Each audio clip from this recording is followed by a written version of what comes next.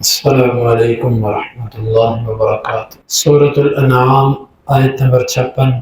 اعوذ باللہ السمیع العلیم من الشیطان الرجیم من ہمزہ ونفخہ ونفثہ قل انی نہیت ان اعبد الذین تدعون من دون اللہ۔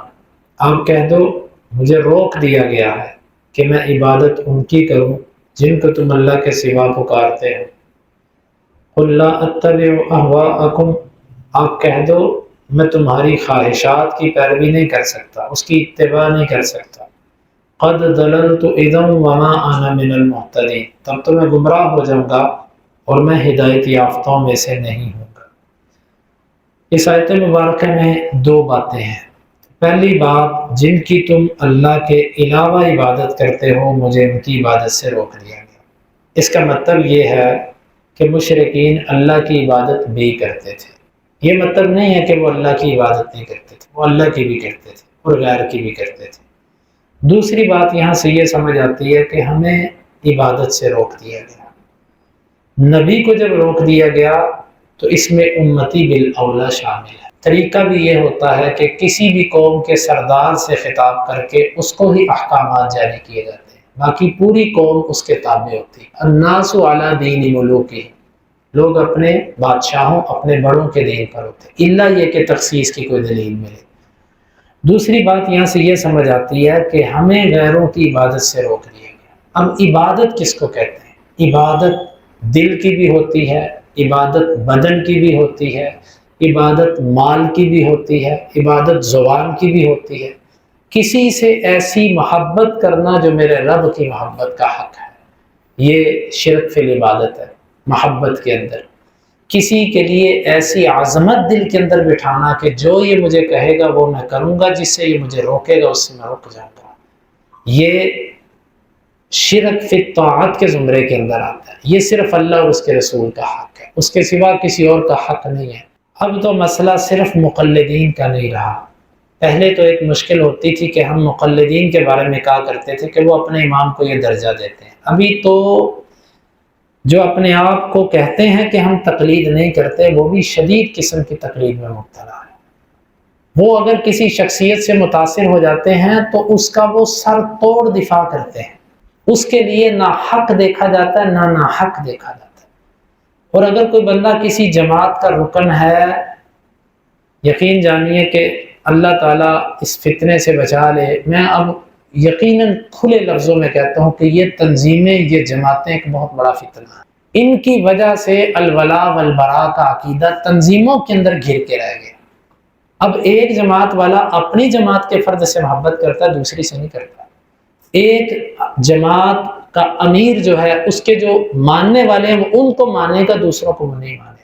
جو کوئی اہل خیر ہیں میری وہ مراد بھی نہیں ہے، میری مراد بھی وہی لوگ ہیں جو اس خرابی کے اندر مبتلا ہے۔ دیکھیں شیخ الاسلام ابن القیم رحمہ اللہ نے اپنے استاد ابن تیمیہ رحمہ اللہ سے ایک جگہ پر اختلاف کیا اور ایک ایسا جملہ کہا کہ جو سونے کا پانی تو کیا، شاید سونا بھی اس کی قیمت ادا نہ کر سکے۔ وہ کہنے لگے شیخنا حبیبنا ولکن الحق احب الینا، میرا شیخ میرا حبیب ہے، مجھے اس سے محبت ہے، لیکن حق مجھے اپنے شیخ سے بھی زیادہ عزیز ہے۔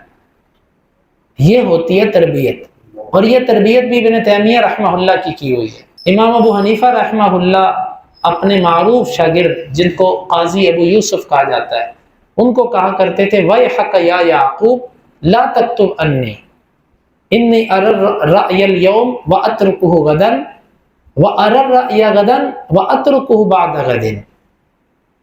اے یعقوب، تیرے لیے تباہی ہو تو میری ہر بات لکھ لیتا ہے، نہ لکھا کر، کیونکہ آج میری رائے ایک ہوتی ہے، کل بدل جاتی ہے، اور کل ہوتی ہے اور پرسوں، کیونکہ جب تک ایک انسان زندہ ہوتا ہے اور وہ مجتہد ہو، اس کا اجتہاد بدلتا ہے۔ کسی عالم کی رائے کا بدل جانا یہ اس کے علم کی کمی کی علامت نہیں ہوتی، بلکہ اس کی تواضع، عاجزی اور انابت الی الحق ہونے کی، منیب الی الحق ہونے کی علامت ہوتی ہے۔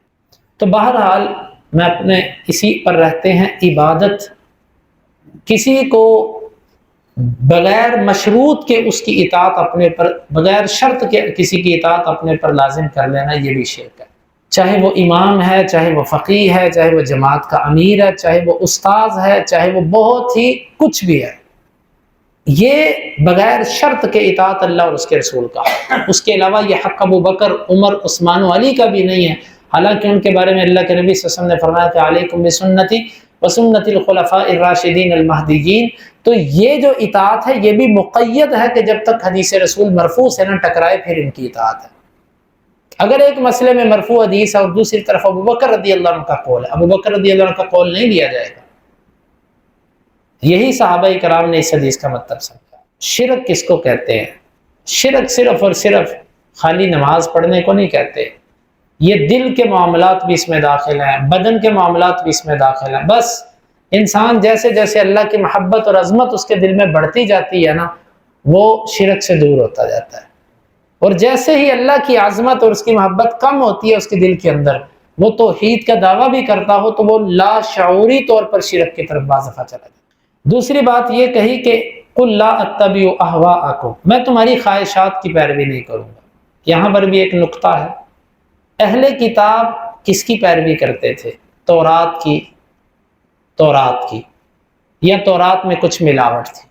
چلو ملاوٹ ان کی کچھ تھی، باقی تورات تھی۔ اللہ تعالیٰ کے نبی صلی اللہ علیہ وسلم کو کہا گیا آپ ان سے کہو میں تمہاری خواہشات کی پیروی نہیں کرتا، یعنی کہ وہ تورات جو منسوخ ہو چکی اب وہ بھی خواہش بن گئی۔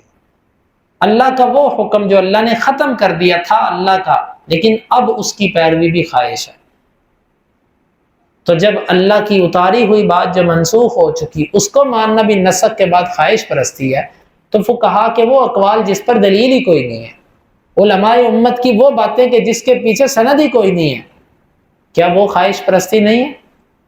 وہ اتباع احوا نہیں ہے؟ وہ بھی اتباع احوا ہے۔ قد دللت اذا وما انا من المهتدین، میں تب تو گمراہ ہو جاؤں گا اگر تمہاری خواہشات کے۔ نبی اگر گمراہ ہو سکتا ہے، حالانکہ نبی سے یہ ممکن ہی نہیں، اس کو کہتے ہیں تعلیق بالمحال، کہ ایک چیز ممکن ہی نہیں، محال ہے، لیکن اس سے چیز کو جوڑ دینا۔ نبی ان کی پیروی نہیں کر سکتا، لیکن کہا کہ اگر میں کروں گا تو میں گمراہ ہو جاؤں گا۔ جب نبی کرے تو گمراہ ہوگا، میں اور آپ کریں گے تو کیا؟ پھر یہ ان کے مذہبی معاملات میں ان کی پیروی بھی گمراہی ہے، اور جہاں مذہب بھی ان کا نہ ہو، خالصتاً دنیا ہو، ان کی تعلیم ہو، ان کا کلچر ہو، ان کی ثقافت ہو، ان کی جو ہے نا وہ رہنے سہنے کے طور طریقے ہوں، اس کو للچائی نظروں سے دیکھنا اور اس نظام کو اپنے ہاں رائج کرنے کی کوشش کرنا، یہ یقیناً ان سے تاثر کی علامت ہے جو گمراہی ہے، اور میں ہدایت یافتوں میں سے نہیں رہوں گا۔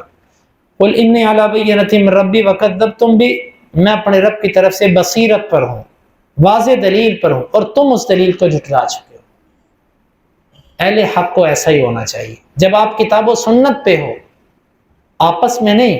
آپس کے اندر اگر آپ کی کسی مسلمان کی آپس میں گفتگو ہوتی ہے تو اس کے لیے اپنے کندھوں کو نرم رکھنا چاہیے، کیا پتہ اس کے پاس حق ہو، اس کو قبول کر لیں۔ لیکن اگر آپ کی گفتگو ہوتی ہے صحابہ کرام کو مرتد کہنے والوں سے، امہات المؤمنین پر بکنے والوں سے، نبوت پر ڈاکہ ڈالنے والوں سے، اور ان لوگوں سے کہ جو یقیناً اسلام کے دائرے سے نکل چکے ہیں اگرچہ وہ اسلام کا لیبل اپنے پر لگائے ہوئے ہیں، یا اور ہندو ہے، سکھ ہے، یہودی ہے، عیسائی ہے، کوئی بھی ان مذاہب سے تعلق رکھنے والا ہے، تو ان کے ساتھ گفتگو کرتے ہوئے آپ کو اپنے مذہب پر پورا یقین ہونا چاہیے۔ ان سے گفتگو کرتے ہوئے اگر آپ کے دل میں یہ عادت ہے نا کہ اگر اس کے پاس حق ہے تو میں قبول کروں گا، تو واللہ آپ حق پر نہیں ہیں۔ اور اگر آپ کو اپنے اسلام پر شک ہے، اس کی دو وجوہات ہیں، یا تو آپ کے پاس کم علمی ہے، اس کا علاج کروائیں کسی اہل علم کے پاس جا کے، اور اگر علم کے باوجود آپ کو شک ہے تو یہ یقیناً نفاق اور کفر ہے۔ ما عندي ما تستعجلون به، وہ میرے پاس نہیں ہے جس کو تم جلدی طلب کرتے ہو۔ واضح طور پر کہا جا رہا ہے، نبی کہہ رہا ہے میرے پاس وہ نہیں ہے جس کو تم مانگتے ہو، لیکن ہمارے لوگ قرآن پڑھیں تو ان کو پتہ چلے گا۔ انہوں نے تو قرآن کے بغیر ہی عقیدے بنا لیے کہ نبی سب کچھ جانتا ہے، یسرب کے والی، سارے نبی تیرے در کے سوالی، اور اس طرح ملتے جلتے اشعار، یہ یقیناً قرآن کے خلاف ہے۔ ان الحکم الا للہ، فیصلہ صرف اللہ کا ہی ہے۔ یہاں پر اللہ کے نبی سے واضح طور پر توحید کا اعلان کر رہے ہیں کہ فیصلہ صرف ایک اللہ کا، کسی بھی معاملے کے اندر، شرعی احکام میں بھی اور قضائی اور تدبیری احکام کے اندر بھی۔ یقص الحق وهو خیر الفاصلین، وہ حق کو بیان کرتا ہے اور وہ بہترین فیصلہ کرنے والا ہے۔ جب فیصلہ ہوگا تو وہ بڑے انصاف والا فیصلہ کرے۔ قل لو ان عندي ما تستعجلون به لقضي الامر بيني وبينكم والله اعلم بالظالمين. اس آیت میں یہ کہا جا رہا ہے کہ اگر میرے پاس وہ چیز ہوتی نا جس کو تم مانگتے ہو تو میں کب کا تمہارا کام تمام کر چکا ہوتا. لیکن یہاں پر ایک سوال ہے، صحیح بخاری کی حدیث ہے، جب اللہ کے نبی صلی اللہ علیہ وسلم سے عائشہ رضی اللہ عنہا نے پوچھا کہ کیا آپ پر سب سے سخت دن کوئی آیا، وہ کون سا تھا؟ تو آپ نے فرمایا کہ میرے اوپر سب سے سخت دن وہ تھا. آپ نے وہ پورا واقعہ سنایا، وہ طائف کا واقعہ. اس کے آخر میں یہ ہے کہ فرشتہ آیا جو پہاڑوں کا فرشتہ تھا، اس نے کہا کہ محمد صلی اللہ علیہ وسلم اجازت دیں میں ان دو پہاڑوں کو ایسے آپس میں ملاؤں اور ان کو پیس کے رکھ لوں. تو اللہ کے نبی صلی اللہ علیہ وسلم نے فرمایا تھا کہ نہیں، شاید کہ ان کی اولادوں میں سے اللہ ان کو اسلام کی توفیق دے دے.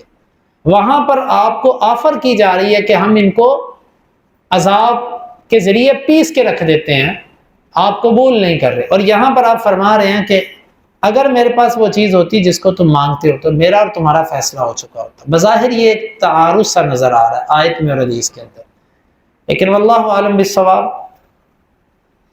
یہ تعارض نہیں لگتا.